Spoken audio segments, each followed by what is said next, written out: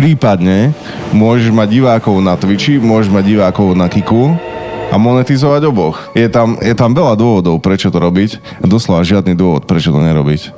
Je to trošku otravné, hej.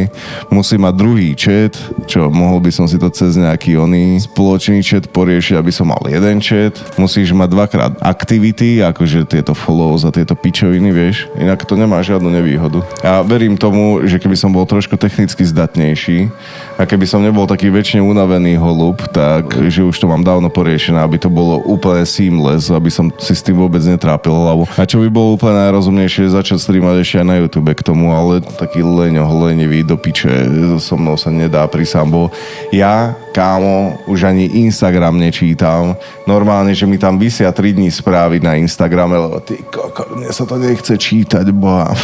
A viem, že sú to iba memíky, ale mne sa normálne nechce sa ísť pozrieť na ten Instagram, že čo tam je. Lebo robota, dieťa, stream, hento, tamto, mám pocit, že stále povinnosti a ten virtuálny social aspekt pre mňa nejak odpadáva celkovo. Boha, toto určite dá Tom do videa, jak ho poznám z poslednej doby len kvôli saturácii.